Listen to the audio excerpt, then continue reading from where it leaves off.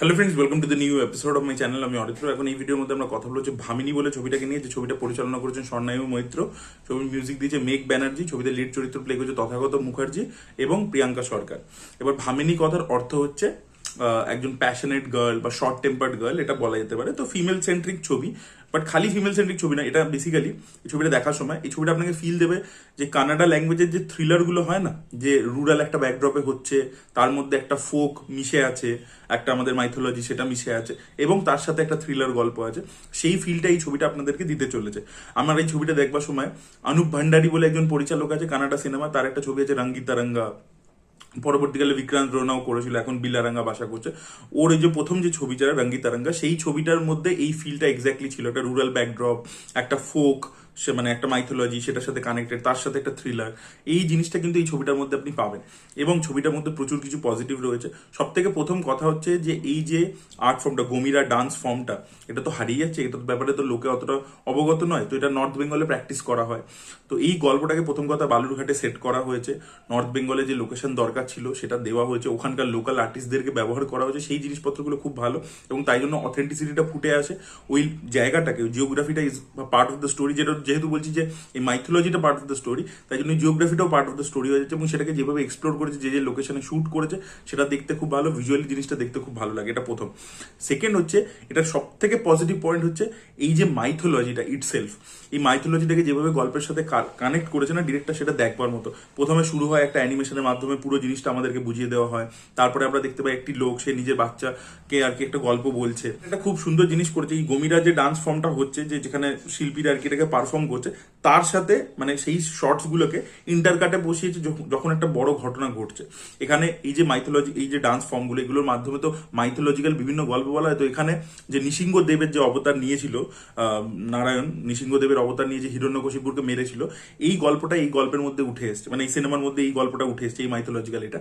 এবং এখানে মানে যে ভিলেন, সে নিজেকে অ্যাকচুয়ালি ভাবে হচ্ছে যে বিষ্ণুর অবতার, সে নিজেকে নৃসিংহদেব ভাবছে। এবার সে কি সত্যি নৃসিংহদেব, নাকি তার কাজকর্ম হিরণ্যকশিপুরের মতো?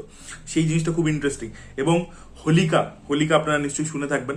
হোলিকা হচ্ছে মানে হিরণ্যকশিপুরের বোন, সেরকমও একটা ক্যারেক্টার রাখা হয়েছে। তো মাইথোলজির সাথে যে প্যারালেল গুলো ড্র করা হয়েছে, এবং মাইথোলজিটাকে এই গমিরা ডান্স ফর্মের মাধ্যমে সিনেমার গল্পের মধ্যে যেখানে যেখানে প্লেস করা হয়েছে, সেই জিনিসটা কিন্তু দেখতে খুব ভালো লাগে। তো সেটা ভালো, এবং ডান্স ফর্মটাকে প্রপারলি তুলে ধরা হয়েছে। তো এটাই সিনেমা সব থেকে স্ট্রংগেস্ট পয়েন্ট। শুরু হয় তখন দুটো গল্প প্যারালেল চলতে থাকে। একদিকে একটা আমরা মেডিকেল থ্রিলার দেখতে পাই, যেখানে এক ধরনের ওষুধ মার্কেটে এসে সেটা খেয়ে অনেক মেয়ে অসুস্থ হয়ে পড়ছে ইত্যাদি, সেইটা একটা দিক দেখতে পাই।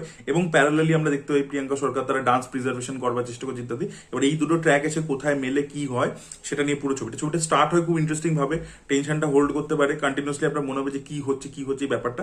ছবিটা শেষের দিকে গিয়ে আবার একদম ক্লাইম্যাক্সের দিকে গিয়ে সেখানে কিন্তু খুব এনহ্যান্স হয়ে যায়। সেই জায়গাটা বেশ ভালো।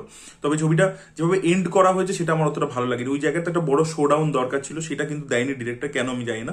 ওই জায়গাটা একটা একটা অ্যাকশন বা একটা শোডাউন কিন্তু ডিমান্ড করছিল। আর ছবিটা মাঝে কিছু জায়গা আছে যেখানে আর কি একটু খেই হারিয়ে ফেলে আর কি স্ক্রিন প্লেটা, সেটা একটা প্রবলেম আছে।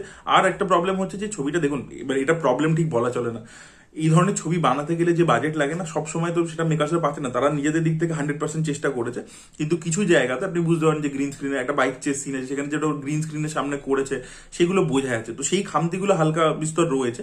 বাট সেটাকে দেখুন, একটা এই বাজেটের মধ্যে তারা যে এরকম একটা অ্যাটেম্প করেছে, তারা সেফার প্রজেক্টের দিকে যায়নি, তারা বক্স অফিস ফ্রেন্ডলি কিছু বানায়নি। তারা একটা মাইথোলজিকে এক্সপ্লোর করবার চেষ্টা করেছে, একটা রুরাল ব্যাকড্রপকে এক্সপ্লোর করবার চেষ্টা করেছে। সেটার জন্য আমাদের বাহবা দেওয়া উচিত। আমাদের এই যে ছোটখাটো যে টেকনিক্যাল ফ্ল, সেগুলোকে মানে মানে দেখা উচিত না। তবে ডেফিনেটলি স্ক্রিন প্লের মধ্যে যে ফ্লগুলো আছে সেগুলো বললাম আপনাদের সাথে। বাট ছবিটা মোস্টলি ভালো, মাইথোলজিটা খুব ভালো ওয়ার্ক করে, আর ডান্স ফর্মটাকে খুব ভালো করে দেখিয়েছে। রুরাল ব্যাকড্রপটা খুব সুন্দর করে উঠেছে, র and rustic look and feel খুব ভালো। আর যেটা সব থেকে ট্যাঞ্জেবল পোর্শন হয় একটা ছবি, সেটা হচ্ছে যে অভিনেতাদের পারফরমেন্স। তো প্রিয়াঙ্কা সরকার ভালো পারফরমেন্স দিয়েছে। আমি বলবো সব থেকে ছবির বেস্ট পারফরমেন্স দিয়েছে তথাগত মুখার্জি। তথাগত মুখার্জি ছবিতে প্রথম দিকে একরকম ভাবে থাকে, পরবর্তীতে ক্যারেক্টারটা যেভাবে আসে, সেই ক্যারেক্টারটা যেভাবে ডায়লগস ইত্যাদি দেয়, যে শ্লোকগুলোকে পাঠ করে, সেখানে কিন্তু তার পারফরমেন্স খুবই ভালো। তো তার কাজ আমার বেশ ভালো লেগেছে। তো থ্রিলার ছবি, সেখানে মিউজিকের কাজ খুব ইম্পর্টেন্ট হয়ে দাঁড়ায়। তো মেঘ ব্যানার্জির কাজ এখানে বেশ ভালো হয়েছে। এই যে একটা টেনশনওয়ালা মিউজিক যেটা তৈরি করতে হবে, যেটা ডিমান্ড করছে ন্যারেটিভটা, সেটা তিনি প্রোভাইড করতে পেরেছেন। তো সেই জন্য সেটা আর কি গল্পটাকে এনহ্যান্সই করেছে। সবকিছু মিলিয়ে বেশ ভালো একটা ছবি হয়েছে। আপনারা চাইলে অবশ্যই হলে গিয়ে ছবিটা দেখতে পারেন। ছবিটা এই শুক্রবার মুক্তি পেয়েছে। আপনারা অবশ্যই গিয়ে হলে চেক আউট করুন, এবং আপনাদের কেমন লাগলো সেটা অবশ্যই জানান কমেন্ট সেকশনে। এবং দেখুন, এই ধরনের যে ছোট ছবিগুলো হচ্ছে, ঠিক আছে, সেখানে যদি আপনি অনেস্ট অ্যাটেম্প দেখতে পান সেগুলোকে সাপোর্ট করুন। যেমন সব প্রোডাকশন হাউসের পক্ষে তো অত বাজেট খরচা করে প্রমোশন করা সম্ভব নয়। তো আপনারা যদি একবার গিয়ে দেখেন আর কি হলে ছবিটা, তাহলে ডেফিনেটলি এক তো দেখুন অনেকভাবে এই ছবিটা একটা আর্ট ফর্মকে প্রমোট করছে, সেটা একদিক, একটা পজিটিভ। সেকেন্ড হচ্ছে ইটস এ ইন্ডিপেন্ডেন্ট ফিল্ম। তো সেই দিক থেকে দুটো দিক থেকেই আর কি আছে। তো আপনারা সেটা ভেবে দেখতে পারেন। আপনাদের যদি মনে হয় ট্রেলার ইত্যাদি দেখে যে ইমপ্রেসিভ, তাহলে অবশ্যই আপনারা you can give it a shot. So that was it guys, thank you so much.